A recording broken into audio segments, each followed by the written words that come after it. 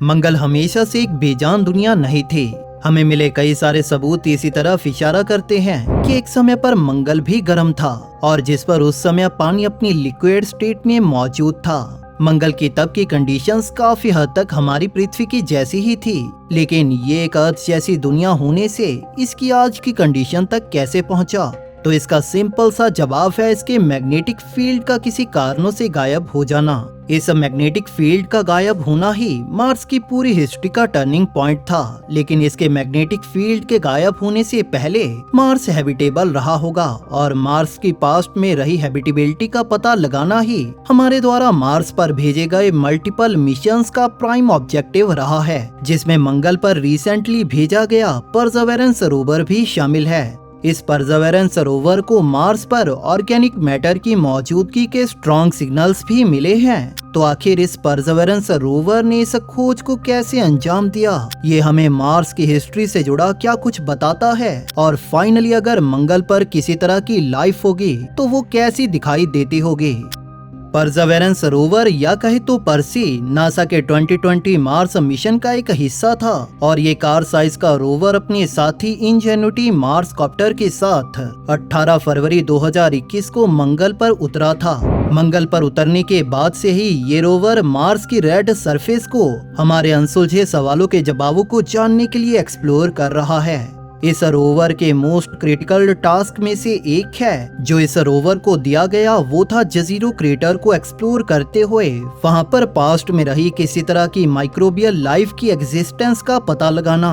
ये जजीरो crater Perseverance rover की landing site तो था ही, और जिसके बारे में रिसर्चर्स का मानना है कि ये एक समय पर पानी से भरा था और अपने इस टास्क को कंप्लीट करने के लिए परसेवरेंस रोवर में 43 सैंपल ट्यूब्स को लगाया गया है और जिनमें से 38 को मार्स की अलग अलग जियोलॉजिकल लोकेशन से सैंपल्स इकट्ठे करने के लिए टास्क किया गया है।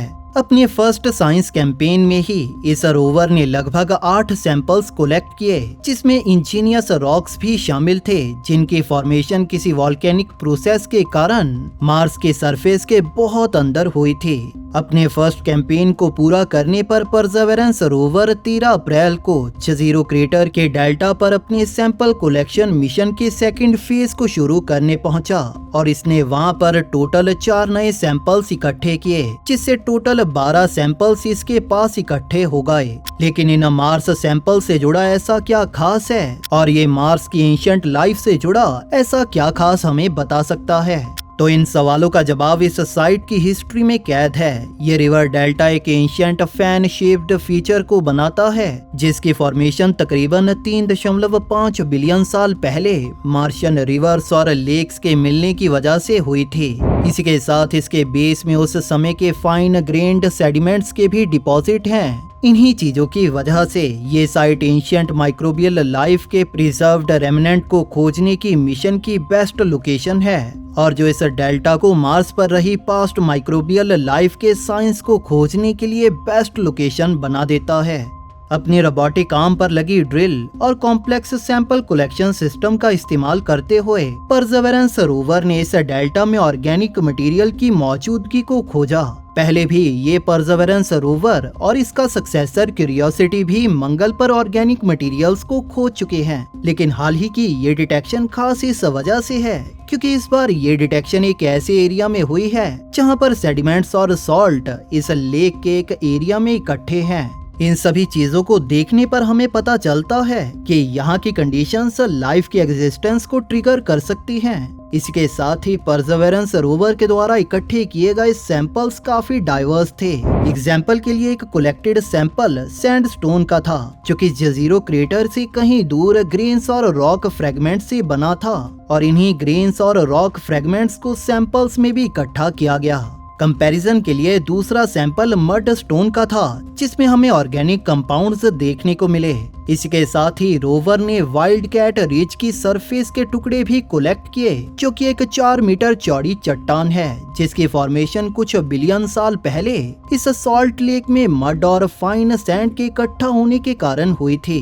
जब इस रॉक के इन सैंपल्स को परसेवरेंस में लगे एक इंस्ट्रूमेंट शेरलॉक द्वारा एनालाइज किया गया तो इसे इस रॉक में ऑर्गेनिक मॉलिक्यूल्स की एक ऐसी क्लास देखने को मिली जो सल्फेट मिनरल्स के साथ मिलती है। ये खास इस वजह से है क्योंकि सेडिमेंट्री रॉक लेयर्स में मिले ये सल्फेट मिनरल्स उस वाटरी एनवायरनमेंट से जुड़ी बहुत सी इंफॉर्मेशन हमें दे सकते हैं जिनमें इनकी फॉर्मेशन हुई थी। इसी के साथ ही वो कोरिलेशन ये भी सुजेस्ट करता है कि जब ये लेक इवेपोरेट हुई थी तो सल्फेट्स और ऑर्गेनिक्स यहाँ पर डिपॉजिट, प्रिजर्व और कंसंट्रेट हो गए, जो इस बात को भी सपोर्ट करता है कि परसेवरेंस रोवर सही जगह पर एक्सप्लोरेशन को अंजाम दे रहा है, क्योंकि ये ऑर्गेनिक मॉलिक्यूल्स लाइफ की मौजूदगी के इनडायरेक्ट इंडिकेटर्स हैं। ये ऑर्गेनिक मॉलिक्यूल्स एक वाइड वैरायटी के कंपाउंड्स हो सकते हैं जिनका मेन इंग्रेडिएंट कार्बन रहता है और जिसके साथ हमें ज्यादातर हाइड्रोजन या ऑक्सीजन एटम्स देखने को मिलते हैं। हालांकि इनके अलावा कई अदर एलिमेंट्स हैं जैसे नाइट्रोजन, फोस्फोरस और सल्फर भी इनमें से एक हो सकते हैं। कुछ ऑर्गेनिक कंपाउंड्स बायोटिक यानी अननेचुरल प्रोसेस से भी बन सकते हैं, लेकिन वहीं पर कुछ लाइफ के बिल्डिंग ब्लॉक्स हैं, तो इसी वजह से इनके मौजूद होने को पोटेंशियल बायोसिग्नेचर कंसीडर किया जाता है और पास्ट में रही किसी लाइफ का सबूत माना जाता है। अपनी पहली 2 साइंस कैंपेन्स में परसेवरेंस रोवर ने मार्शियन सैंपल्स के अमेजिंग सेट को कलेक्ट और एनालाइज किया, जिसमें से हर एक सैंपल को एक इंडिविजुअल टाइटेनियम से बने ट्यूब में कलेक्ट किया गया और जिनमें से हर एक का वेट 57 ग्राम्स है। इनमें से हर एक ट्यूब को एक वाइट कोटिंग से कवर किया गया है ताकि इन सैंपल्स को सूर्य से आने वाली किसी तरह की भी हीट से बचाया जा सके, जो उनकी केमिकल कंपोजिशन को किसी तरह से चेंज कर सकते हैं। इन सभी कलेक्टेड सैंपल्स को ट्यूब में सिक्योर करते हुए रख दिया गया और अब अगला टास्क है इन्हें स्टडी करने के लिए पृथ्वी पर वापस लाना। नासा और यूएसए दोनों मिलकर उस रास्ते को प्लान करने में लगे हैं जिससे वो इन पहले मार्शियन सैंपल्स को सिक्योरली पृथ्वी पर वापस ला पाएं। अभी तक की प्लानिंग को देखें तो ये प्लान किया गया है कि एक सैंपल रिटर्न लैंडर को जजीरो क्रेटर या इसके आसपास के एरिया में उतारा जाएगा। इस लैंडर में एक छोटा रॉकेट होगा जिसमें परसेवरेंस के इन सैंपल्स को लोड किया जाएगा। इसके साथ 2 मार्शियन कॉप्टर्स इस रोवर की मदद सैंपल्स को मार्शियन सरफेस से इकट्ठा करने में करेंगे। एक बार इनके इकट्ठा होने के बाद इन्हें मार्स से लॉन्च किया जाएगा। फिर एक और स्पेसक्राफ्ट मार्स के ऑर्बिट से इन्हें कलेक्ट करते हुए पृथ्वी तक वापस ले आएगा। ये पूरा प्लान सुनने के मुकाबले में काफी ज्यादा कॉम्प्लेक्स है और इन सैंपल्स को पृथ्वी तक सेफली पहुंचाने के लिए इसके हर एक स्टेप को प्रिसाइजली और सेफली अंजाम देना होगा।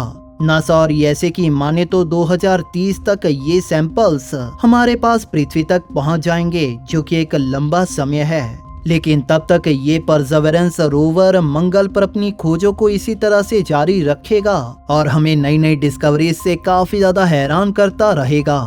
आपको क्या लगता है परसेवरेंस रोवर आने वाले फ्यूचर में मार्स पर क्या क्या डिस्कवर करेगा? नीचे कमेंट सेक्शन में अपना ओपिनियन डिटेल के साथ जरूर बताइए। इसी के साथ ये भी कि आपको ये वीडियो कैसी लगी। दोस्तों, अगर आपको ये वीडियो पसंद आई तो इसे लाइक और शेयर जरूर करें और इसी तरह की और वीडियोस देखने के लिए हमारे चैनल को सब्सक्राइब जरूर कर लें। बेल नोटिफिकेशन ऑन करना ना भूलें ताकि नई वीडियोस की नोटिफिकेशन आपको अपलोड होते ही मिल जाए। Thank you for watching. दोस्तों, इस वीडियो को अंत तक देखने के लिए आप सभी का धन्यवाद।